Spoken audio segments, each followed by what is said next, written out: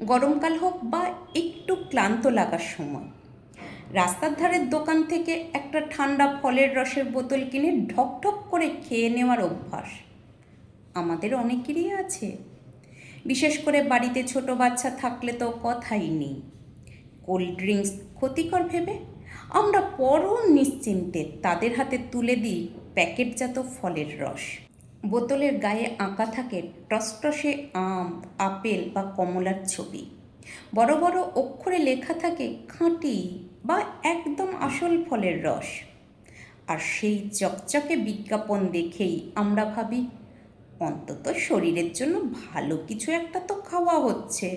কিন্তু আড়ালে লুকিয়ে থাকা সত্যিটা জানলে হয়তো আপনি চমকে উঠবেন। আমরা যেগুলোকে ফলের রস ভেবে দিনের পর দিন কিনে খাচ্ছি তার বেশিরভাগই আসলে ফলের রসের নামে স্রেফ চিনি মেশানো ফ্লেভার দেওয়া রঙিন জল। সম্প্রতি রাজনৈতিক ব্যক্তিত্ব রাঘব চাড্ডা ঠিক এই বিষয়টা নিয়েই সরব হয়েছেন। তিনি চোখে আঙুল দিয়ে দেখিয়ে দিয়েছেন কিভাবে সাধারণ মানুষকে বোকা বানানো হচ্ছে। বোতলের গায়ে ফলের বড় বড় ছবি আর স্বাস্থ্যগুণের লম্বা চওড়া দাবি থাকলেও ভেতরে আসলে ফলের অংশ থাকে নামমাত্র। একটু খেয়াল করলেই দেখবেন এই পানীয়গুলোর মূল উপাদান হলো জল, অতিরিক্ত মাত্রায় চিনি আর কৃত্রিম স্বাদ ও গন্ধ।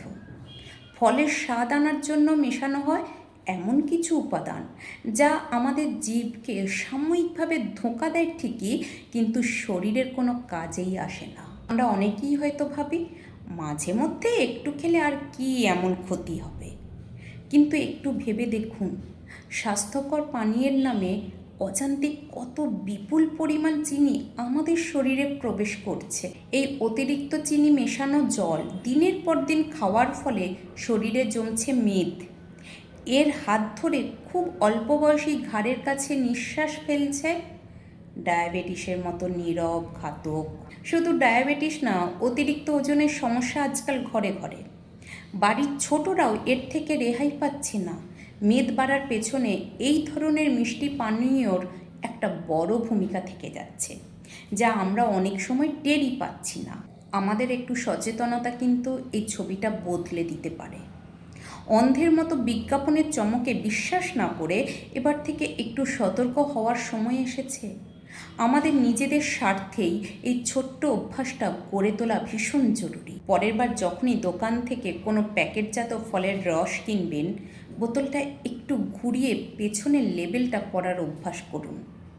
সেখানে ছোট ছোট অক্ষরে লেখা উপাদানের তালিকাটা দেখলেই বুঝতে পারবেন আপনি ফলের রস কিনছেন নাকি স্রেফ চিনির জল। নিজের এবং নিজের পরিবারের স্বাস্থ্যের দায়িত্ব আমাদের নিজেদেরই নিতে হবে। আসুন সাময়িক স্বাদের লোভে বা ভুল বিজ্ঞাপনের ফাঁদে পড়ে নিজেদের বিপদ নিজেরা আর না ডেকে আনি।